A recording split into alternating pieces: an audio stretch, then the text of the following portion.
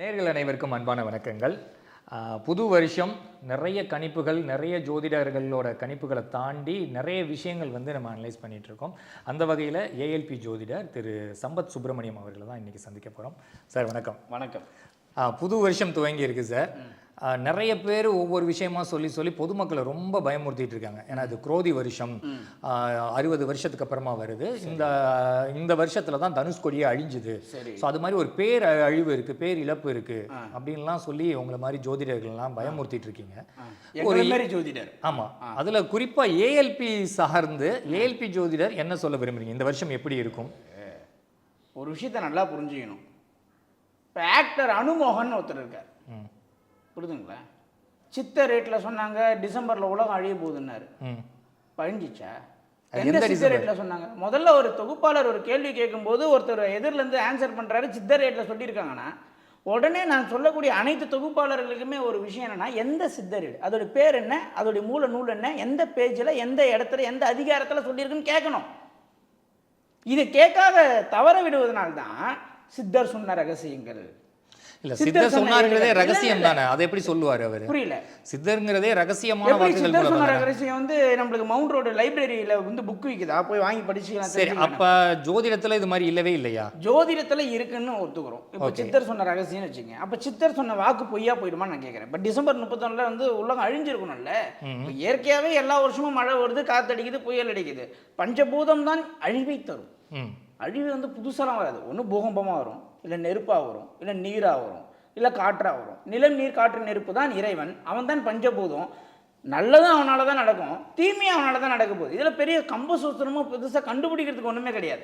ஒன்றும் சுண்ணாமையால் அழிய போகுது, இல்லை பூகம்பத்தால் அழிய போகுது, இல்லை தீ விபத்தால் அழிய போகுது. இப்படி தான் நம்ம சொல்லலாம். அழிவுனாலும் முழுமையான அழிவு இருக்காது, ஏதாவது ஒரு பார்ட்டிகுலராக ஒரு சேதம் இருக்கும். ஆனால் இப்போ நிறைய பேர் உலகம் அழிஞ்சிரும் சொன்னால் வீடியோ நல்லா ஓடுங்க.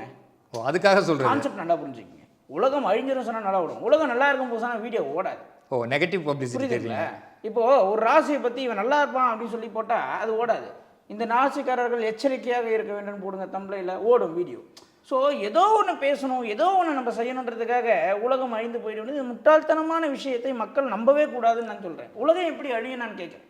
எப்போ எந்த குறிப்பில், எந்த கணிப்பில், எந்த பதிவேட்டில் இந்த ஆண்டு இந்த வருடம் இதை உலகம் அழிந்து விடும் எதில் இருக்குது காட்ட சொல்லுங்கள். இப்போ பேசுகிறாங்க, இப்போ நானே ஒரு விஷயத்த பேசுகிறேன், நீங்க என்ன பண்ணணும்? இல்ல, சித்தர் சொல்லணும், ப்ரூஃப் காட்ட சொல்லணும். சித்தர்கள் சொன்னதுனே எப்படி? அதுதான் இப்ப சித்தர் ஏடுங்கிறது எப்படி? இந்த பஞ்சாங்கம் எல்லாம் இப்ப யாரு சொல்லி கொடுத்ததா சொல்றீங்க? பஞ்சாங்கம் என்பது நம்ம ஆற்காடு சீதாராமன் பஞ்சாங்கம் இருக்கு, வாசன் பஞ்சாங்கம். அதுக்கு முன்னால யார் அதை கண்டுபிடிச்சிருப்பாங்க? பஞ்சாங்கிறது நம்ம முன்னோர்கள் கண்டுபிடிச்சது. அந்த முன்னோர்கள் யாரு? ஆகம விதியே இல்ல சார், அதுதான் அந்த முன்னோர்கள்ங்கிறது யாரு? முன்னோர்கள் தாத்தா முப்பாட்டம் நம்மளுடைய முன்னோர்கள் தான் கண்டுபிடிச்சாங்க. அவங்கள தான் சித்தர்கள்ங்கிற மாதிரி குறிக்கிறாங்க அவங்க. சரி, இப்போ அவங்க சொன்னது எப்படி இவங்களுக்கு தெரியும் நான் கேட்குறேன். இப்போ உலகம் அழிஞ்சு போகுதுன்னு சொன்னாங்கல்ல, இப்போ ஒருத்தர் உலகம் அழிஞ்சு போகுதுன்னு பேசுறாரு. சரி, எதன் அடிப்படையில் அவர் உலகம் ப்ரெடிக்ட் பண்ணாரா? சரி, ஓகே. குரோதி வருஷம்ங்கிறது என்னது சார்? இங்கே குரோதி வருஷமா இருக்கட்டும், என்ன 60 தமிழ் வருஷமா இருக்கட்டும், எந்த வருஷமா இருக்கு சார், ஒரு கம்பேரிசன் பண்ணி சொல்றாங்க. குரோதி வருஷம் இல்ல, ஒரு சில வருஷத்துல எந்த வருடத்தில் இல்ல சார் மழை இல்ல, எந்த வருடத்தில் சுனாமி இல்ல, எந்த வருடத்தில் அளவுக்கு அதிகமான மழைகளோ அளவுக்கு அதிகமான நிலநடுக்கமோ இது மாதிரி சில ஆண்டுகள் வந்திருக்குல்ல. சிம்பிளா நம்ம புரிஞ்சுக்கணும். அழிவை தரக்கூடிய, பாதிப்பை தரக்கூடிய கிரகம் எதுன்னு கேட்டீங்கன்னா சனி பகவான். அவர் எந்த ராசியில சஞ்சாரிக்கிறாரோ அது சம்பந்தப்பட்ட பிரச்சனையை கொடுப்பார். இப்போ கும்பத்துல சனி பகவான் இருக்கார். கும்பம் ஒரு காற்று ராசின்னு வைங்களேன், காற்றால பாதிப்பை கொடுப்பார். அவருடைய பார்வைகள் 3, 7, 10, 3, 7, 10 மேஷம், மேஷம்னா மலை, மலையில் சரிவை கொடுப்பார். 7னா பார்த்தீங்கன்னா அரசியல், சூரியனுடைய வீடு, அரசாங்கத்தில் குழப்பத்தை ஏற்படுத்துவார். 10னா செவ்வாயோடைய வீடு, பூமிக்கு கீழே கப்பலில் பிரச்சனையை கொடுப்பார். இதுதான் ஒரு ப்ரெடிக்ஷன், இதுதான் ஒரு கால்குலேஷனா நம்ம ஃபாலோ பண்ணுறோம். சித்தர் சொன்னார், சித்தர் ஏடு சொன்னார்லாம் எந்த ஏட்டில் சொன்னார் காட்ட சொல்லுங்கள், நாங்களும் நம்புகிறோம், நாங்களும் எச்சரிக்கையாக இருக்குன்னு தான் சொல்கிறேன். இப்போது நீங்கள் மழை வரப்போது வெள்ளம் வருதுன்னு சொன்னால் முதல்ல ஏரியில் தண்ணி இருக்கணும்ல. மழையே இல்லை, ஏரியே ரொம்பல, ஊர் ரொம்பி போயிடுன்னு சொன்னால் நான் எப்படி வீட்டை விட்டு காலி பண்ணின்னு போகிறது? முதல்ல நான் நம்பணும்னா நம்புற மாதிரி ஒரு விஷயம் அங்கே நடந்துருக்கணும். உலகம் அழிஞ்சிருப்பேன்னா டிசம்பர், இப்போது 2025 உலகம் அழிய போகுதுன்னா நீ ஜனவரி மாதமே பேசுன்றேன், நீ ஏன் நவம்பரில் பேசுகிற?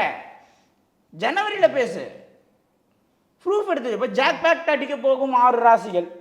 சரி, 2025 நம்ம பேசுகிறோம். 2024 இதே மாதிரி ஜாக்பாட் அடி போடும் 6 ராசியில் பேசியிருப்போம்ல, அவனெல்லாம் கூப்பிட்டு ரிவ்யூ எடுப்போம், நல்லா இருக்கான்னு கேட்போம். எவன் நல்லா இருந்தான், எவனும் நல்லா இருக்க மாட்டான். அதாவது நம்ம பொது தளத்தில் மக்களுக்கு பேசணுன்றதுக்காக ஒரு கருத்தை பதிவிடுவது நம் நோக்கம் அல்ல. ப்ராக்டிக்கலாக எது ஒத்துவோம் அதை தான் நாம் வந்து இங்கே பதிவு செய்கிறோம். இப்போ ஒருத்தர் சொல்கிறாரு டிசம்பரில் உலகம் அழிஞ்சு போயிடும், ஏன் அழியலை? அதுக்கு பதிலே சொல்லணும் இல்லையா? இல்லை சார், அதுதான் இப்போ ரெண்டுமே புரியாத விஷயமா இருக்கு எங்களோட பார்வையாளர்கள் பாயிண்ட் ஆஃப் வியூவில். சித்தருங்கிறதும் ஜோதிடம்ங்கிறதும் ஏறக்குறைய ஒன்றுனே வச்சுக்கோங்களேன். ஏன்னா ஜோதிடத்தை நாங்கள் பார்த்ததில்ல, சித்தரையும் நாங்கள் பார்த்ததில்ல. நீங்கள் சொல்கிறதா நாங்கள் நம்புகிறோம். இப்போ பஞ்சாங்கம், இந்த காற்று கிரகம்ங்கிறீங்க, அதுவே எங்களுக்கு தெரியாது பொதுமக்களுக்கு. காற்று கிரகம் வந்தால் காற்று சார்ந்து பிரச்சனை வருங்கிறீங்க, நிலம் சார்ந்து பிரச்சனை வருங்க, நீர் சார்ந்து பிரச்சனை வருங்கிறீங்க. ஸோ இதையே நாங்கள் நம்பிட்டு தான் இருக்கோம். அது மாதிரி தான் அதையும் நம்பக்கூடாதான்னு கேட்குறேன் சார். அதை தான் நான் என்ன சொல்கிறேன், ஒரு விஷயத்தை தெளிவாக புரிந்து கொள்ளும். நீங்க சொல்றது அதுக்கான மீடியால ஒருத்தர் ரொம்ப பிரபலமா இருக்காரு, ஒரு ஜோதிடர்னு வைங்களேன். அவருக்கு சந்தேகம் வந்து டவுட்லாம் கேட்குற அவருடைய குருநாதர் மீடியா பக்கமே வந்திருக்க மாட்டார். இதான் உண்மை. அவர் இங்கே ஒரு கிராமத்தில் ஒரு கூரை வீட்டில் ஒரு 100 ரூபாய் வாங்கின்னு ஜோசியம் பார்ப்பார். அவருடைய சிஷ்யம் வந்து பெரிய அளவில் பெரிய ஆளாக மக்களால் பார்க்கப்படுவான். அவனுக்கு ஒரு சந்தேகம் வரும்போது அவன் குருநாதர்கிட்ட சைலண்டாக போய் கேட்டுன்னு வருவான். இந்த மக்கள் என்ன பண்ணுவாங்கன்னா, அந்த கூரை வீட்டில் இருக்கிற அந்த பழைய அந்த பாரம்பரியமான ஜோதிடரை பார்க்க மாட்டாங்க, கேலி பண்ணுவாங்க.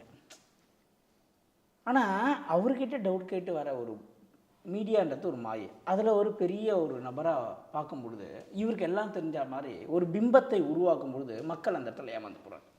இதை தான் நான் சொல்கிறேன்.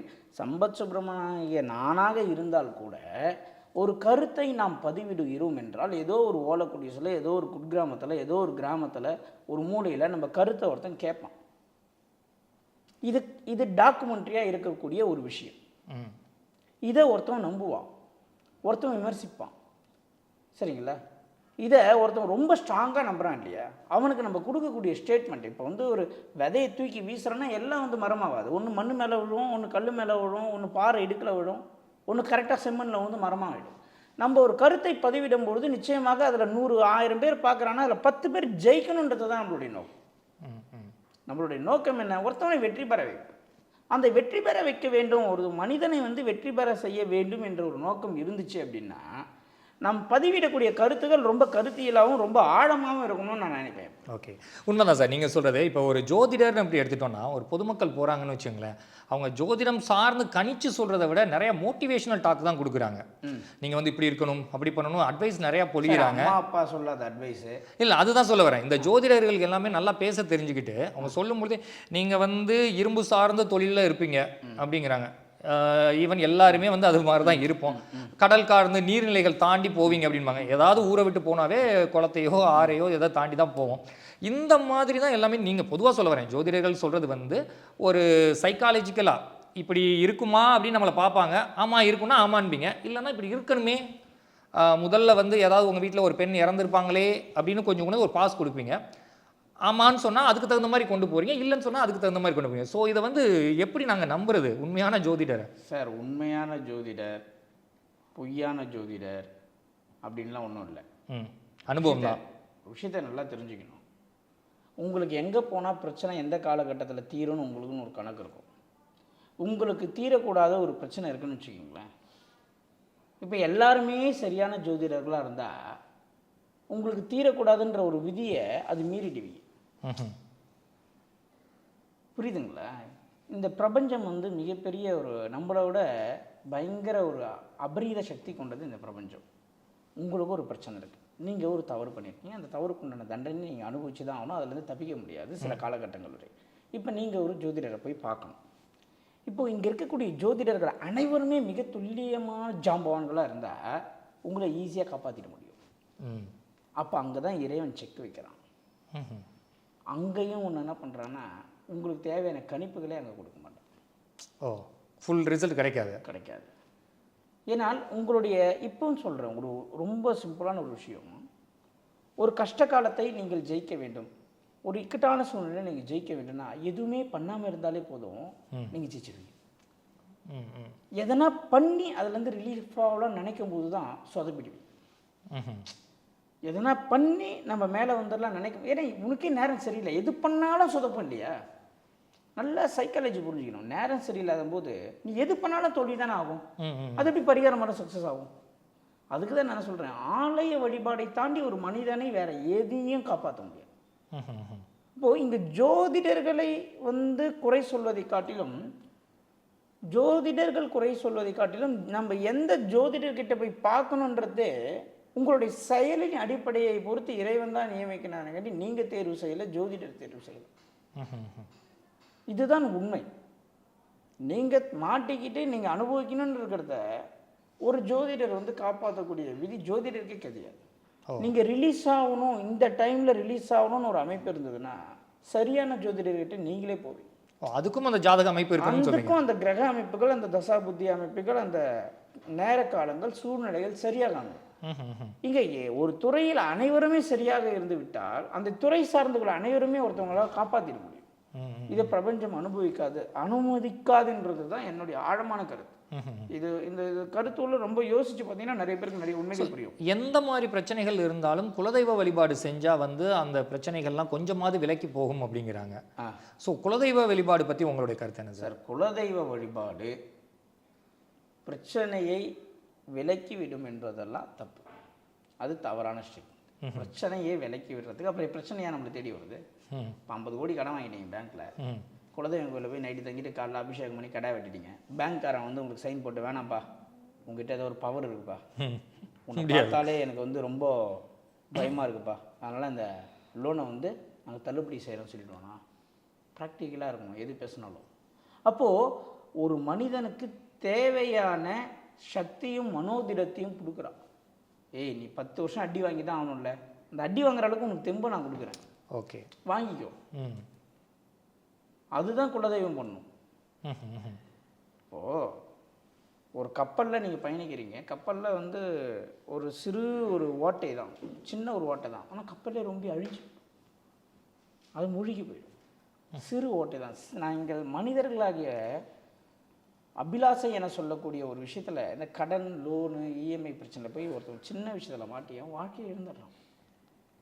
அவன் இழந்த பிறகு அவன் வாழ்க்கையை மீண்டும் திருப்பி எடுத்துட்டு வரதுன்றது சாதாரண விஷயம் கிடையாது. ஒருத்தன் கீழே விழுந்துட்டானா அவன் மறுபடியும் மேலே எழுந்துக்க 10 வருஷம் 20 வருஷம் ஆகிடும். இல்லைன்னா அதுக்கப்புறம் அவன் லைஃபே அப்படியே முடிஞ்சிடும், பசங்களுடைய லைஃபே க்ரோத் ஆகும். ஸோ மனிதர்களாகிய நாம் அபிலாசையில் செய்யக்கூடிய தவறுகளுக்கு தெய்வத்தையும் ஜோதிடர்களையும் குறை சொல்வது, குற்றம் சொல்வது தவறு. 200 வருஷம் 300 வருஷத்துக்கு முன்னாடி ஜோதிடம் எங்கே போச்சு, ஜோதிடர்கள் எங்கே போனார்? இப்போ லாஸ்ட் 100 வருஷத்தில் ஜோதிடம் அதிகமாக பார்க்க ஆரம்பித்தோம். இப்போ ப்ரீவியஸாக ஒரு 10 இயர்ஸ் ஜோதிடத்தை தான் தூக்கிட்டு எல்லாரும் சுற்றுறோம். இப்போ 200 வருஷத்துக்கு முன்னாடி வாழ்ந்தவர்கள் மனிதர்கள் அல்லையா? அவர்கள் வாழலையா? அவங்களுக்கு நோய் இல்லையே? அப்போ அவங்க குலதெய்வம் மட்டும்தானே வழிபட்டுக்கு இருந்தாங்க, ஈவன் ஆலய வழிபாடு கூட போயிருக்க மாட்டாங்க. யாருக்கும் ஒன்றும் விஷயமே தெரியாது.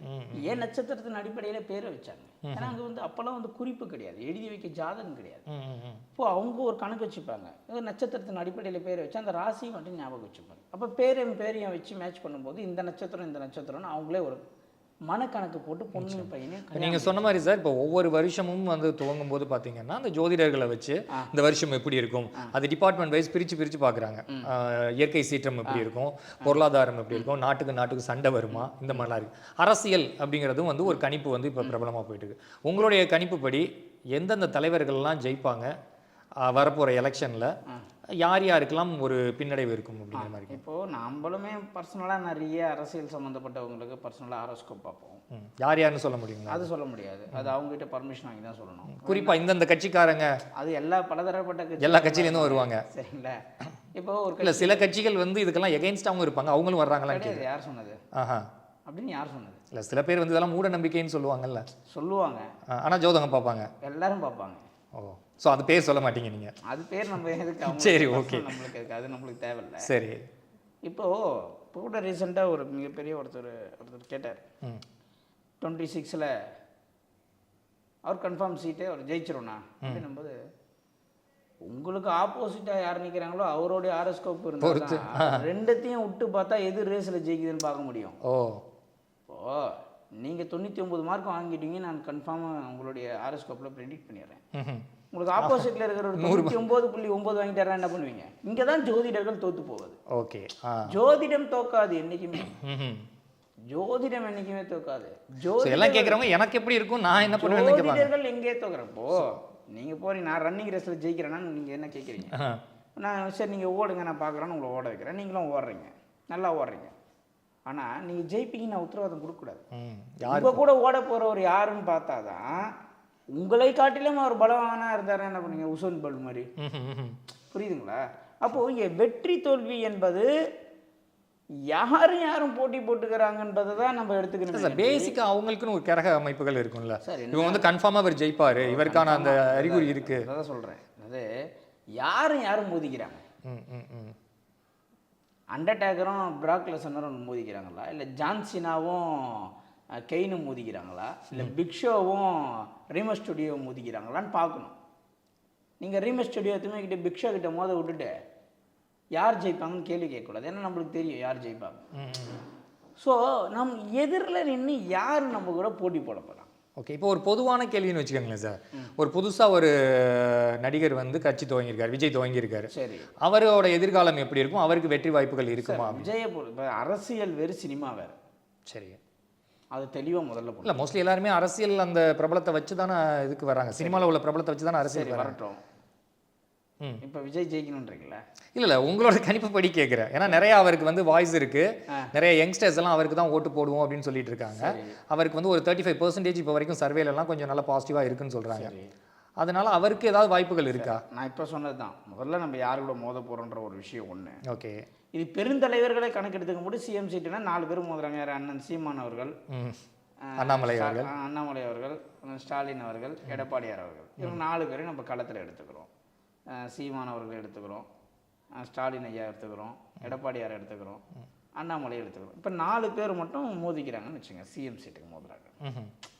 இதை யார் வெற்றி பெறுவாங்கன்னு கேட்டிங்கன்னா 4 பேருடைய ஆரோஸ்கோப் வேணும். ஒன்று, ஓகே, 4 பேர் யாரோட பார்த்துருக்கீங்க? இப்போ இதில் உள்ள வராரு, யார் வராரு? விஜய் வராரு.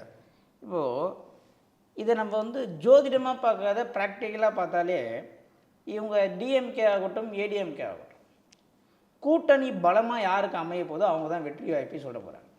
யார் வந்து கொஞ்சம் ஈகோவை விட்டு இறங்கி போய் பேசி பலமான கூட்டணி அமைக்கிறாங்களோ அவங்களுக்கு வெற்றி வாய்ப்பு இருக்கு. இல்லை இல்லை, நான் கீழே விழுந்தாலும் மீசையில் மண் ஓட்டாத ஆள் தான் தனித்து வேறு மாதிரி கொஞ்சம் ரிஸ்க் எடுக்கிறவங்களுக்கு என்றைக்குமே கொஞ்சம் கேள்விக்குறி தான் நம்ம சொல்லலாம். இப்போ இதில் அண்ணாமலை வருவாரா இல்லை விஜய் வருவாரா அப்படின்னு கேட்டிங்கன்னா, முதல்ல ஒரு விஷயத்தை தெளிவாக புரிந்து கொள்ள வேண்டும். என்னென்னா, எந்த ஒரு கட்சியாகட்டும், எந்த ஒரு துறையாகட்டும், அதில் நீங்கள் எவ்வளோ நாள் பயணிச்சுக்கிருக்கீங்க. இப்போது சாதாரணமாக ஒரு வடை சாப்பிட்றீங்க, சாம்பார் வடை சாப்பிட்றீங்க, எது நல்லா இருக்கும்? சாம்பார் வடை. ஏன்னா சாம்பாரில் அது ரொம்ப நேரம் ஊறி போயிடும். அனுபவம். அதில் ஊறி ஊறி ஊறி ஊறி அந்த சாம்பார் அடி சாப்பிடும்போது அப்படி ஒரு டேஸ்ட் இருக்கும். இப்போது கட்சியிலே ஊறி ஊறி ஊறி ஊறி இந்த டிஎம்கேக்கும் ஏடிஎம்கேக்கும் ஒரு அனுபவம் என்ன இருக்கும் அப்படின்னு கேட்டிங்கன்னா, இந்த தொகுதியில் இவங்களை நிப்பாட்டினா இவ்வளோ வாக்கு வித்தியாசத்தில் நம்ம ஜெயிப்போம். செக் எங்கே வைக்கலாம், யாரை நிப்பாட்டலாம்? வேலூர் மாவட்டம்னு எடுத்துக்கிட்டிங்கன்னா, வேலூர் மாவட்டத்தில் யாரை நிப்பாட்டலாம், சோழிநல்லூரில் யாரை நிப்பாட்டலாம். சோழிநல்லூர் பெரிய தொகுதி, இங்கே எவ்வளோ டிஎம்கே ஓட்டு இருக்குது. இதெல்லாம் அவர்கள் ஜோதிடத்தை தாண்டி ப்ராக்டிக்கலாக ஒரு மனிதனை அணுகிறதுனால தான் ஒவ்வொரு அரசியல்வாதிகளும் வெற்றி தோல்வியை எப்படி நிர்ணயிக்கிறாங்கன்னா, இப்போ நீங்கள் வந்து கொங்கு பெல்ட்டில் போயிட்டு வந்து யாரை நிற்க வைக்கலாம். இப்போது ஒரு 234 தொகுதினா அவங்களுக்கே தெரியும், ஒரு 60 தொகுதி கண்டிப்பாக டவுட். அந்த தொகுதியில் எந்த கேண்டிடேட்டை போடலாம், பெஸ்ட்டாக அப்படி போய்க்கலாம். இல்லை, கன்ஃபார்மாக நம்மளுக்குன்னு தெரிகிற கேண்டிடேட்டை எங்கெங்கெல்லாம் அடிக்கலாம், இந்த தொகுதிக்கு எவ்வளோ செலவு பண்ணலாம், இது எல்லாமே தெரிந்தவர்கள். படம் என்ன கொட்டை போட்டவங்க சொல்லலாம். இப்போ விஜய் வந்து இப்போதான் வர கூட்டணி அமைச்சா ஓரளவு வாய்ப்பு இருக்குங்கிறீங்களா? விஜய் வந்து இப்போதான் உள்ள என்ட்ரு ஆகுறாரு. இப்போ என்ட்ரு ஆகும்போது 1000 விஷயங்கள் சொல்லலாம். விஜய் வந்து இவ்வளோ கோடி சம்பாதிச்சாரு, நடித்தார், எல்லாம் பண்ணலாம். ஆனால் அரசியல் என்னும்போது அண்ணாமலை அவர்கள் ஒரு பேட்டி கொடுத்துருப்பாரு, நான் இத்தனை வருட காலங்கள் சம்பாதித்த அனைத்தையுமே அரவக்குறிச்சி தொகுதியில் இழந்து விட்டேன், அரசியல் எனக்கு பல பாடங்களை கற்று தந்திருக்கிறது, இன்னும் நான் படிப்பினையை நிறைய கற்றுக்கணும்னு சொல்லி ஒரு ஸ்டேட்மெண்ட் கொடுக்குறேன். அதனால் இதுக்கப்புறம் தான் ஒரு ஃபீல்டில் இறங்கி அவரே கற்றுது. படிக்கிறது கிடையாதுங்க, அரசியல்னு படிக்கிறது. உங்க கூடவே சுற்றுவான், காலை வாரிட்டு போயிடுவான், கூடவே சுற்றுவான், கூடவே தான் இருப்பான். அண்ணா என்ன என்னன்னுவான். டக்குன்னு ஒரு நாள் பார்த்தீங்கன்னா ஆப்போசிட்டில் இருப்பான், துண்டு போட்டு போயிடுவான். இப்போது அரசியல் என்பது மிகப்பெரிய ஒரு ஒரு அணுகுண்டு மாரி. கன்னி வெடி எங்கே வேணாலும் வெடிக்கும். ஓகே சார், இப்போ அண்ணாமலை வந்து சாட்டையாலெல்லாம் அடிச்சுக்கிட்டாரு, சரி, அதுக்கு வந்து ஒரு ஜோதிடர் சொன்னதுனால தான் இந்த மாதிரி பச்சை வேட்டி கட்டிக்கிட்டு அடிச்சுக்கிட்டாரு அப்படிங்கிற மாதிரி சொல்கிறாங்க. அது சரி, அந்த ஜோதிடர் யாரா? இல்லை, இது காலப்போக்கில் சொல்கிறதா? நாங்களே டவுட்லாம் கேட்டு இல்லை, தெரியும். அரசியல் கட்சி தலைவர்கள் தான் சொல்கிறாங்க. யாரு சொன்னா? ஒரு ஏதோ ஒரு ஜோதிடர்கள் சொன்னாங்க, அதுக்காக அவர் இதெல்லாம் பண்ணிட்டு இருக்காரு சரி அப்படின்னாங்க. சரி. அல்ல, அது போகிற வாய்ப்புகள் இருக்குமா அதுக்கு? இப்போ மோடி கூட வந்து பார்த்தீங்கன்னா ஒரு 4-5 வருஷத்துக்கு முன்னாடி இந்த தூய்மை பணியாளர்கள்லாம் ஃப்ளைட்டில் போய் பூ கொட்டினார். அது கூட என் நண்பர் தான் சொன்னார், என் ஜோதிடர், நான் சொல்லட்டுமா? அதாவது அவருக்கு ஒரு ஆதங்கம், அவரை வந்து வெளிப்படுத்துறாரு, அதோட வெளிப்பாடு தான். சரிங்களா? அது நீங்கள் ஜோதிடமாக வந்து எடுத்துக்கிட்டு யாரோ ஒருத்தர் பேட்டியில் சொன்னார் ஜோதிடம் தான் காரணம் தானே. இப்போ நான் கூட அண்ணாமலைக்கு ஜாதகம் பார்த்து சொன்னேன், அண்ணாமலை நான் சொன்ன கார் தான் வாங்கியிருக்காருன்னு சொல்லிட்டோமா? அதெல்லாம் சும்மா வந்து அதெல்லாம் அடித்து விடக்கூடாது. இது மாதிரி கட்சி தலைவர்களுடைய எல்லா அரசியல்வாதிகளுக்கும் பர்சனலாக ஒரு ஜோதிடர் இருப்பாங்க.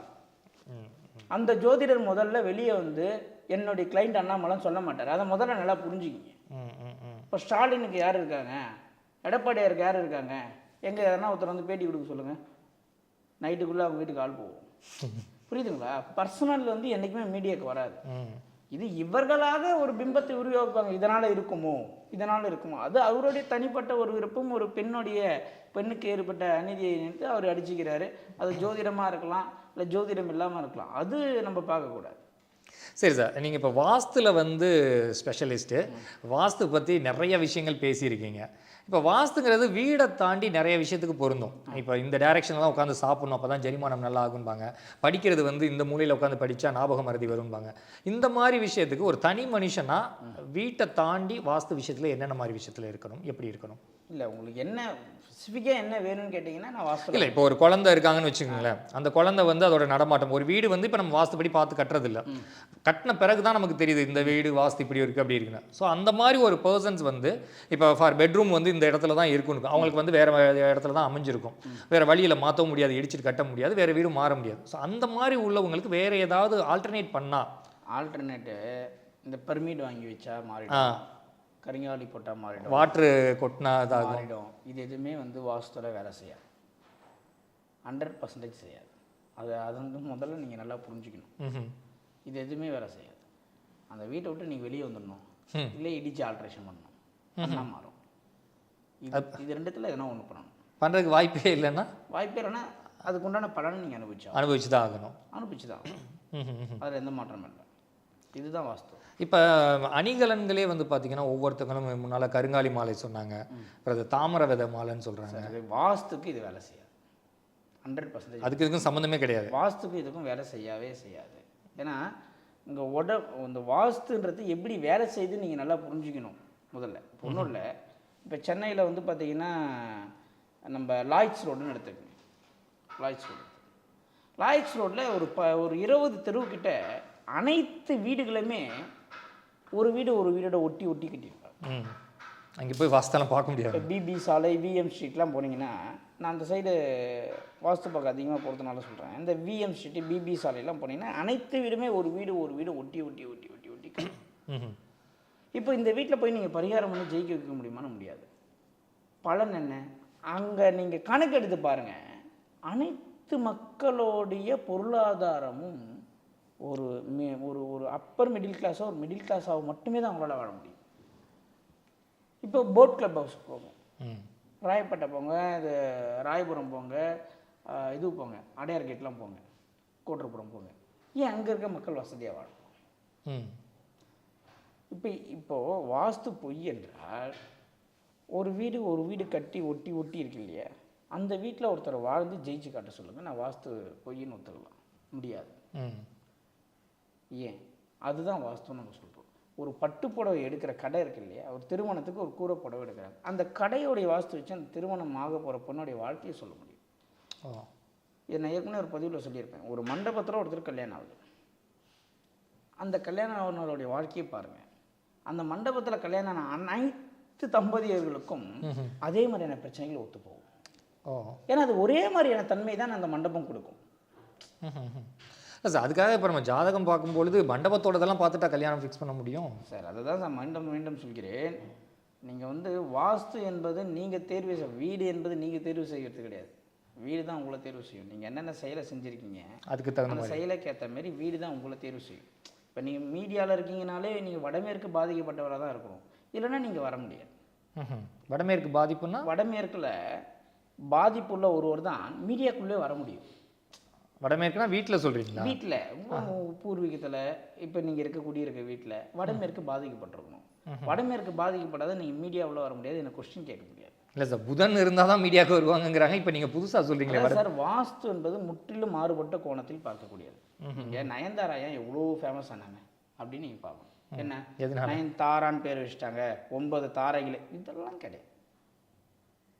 இப்போ அவங்க வந்து வாடகை தாய் மூலிமா 2 குழந்தைகளை பெற்றுக்கொண்ட விஷயம் அனைக்குமே தெரியும்.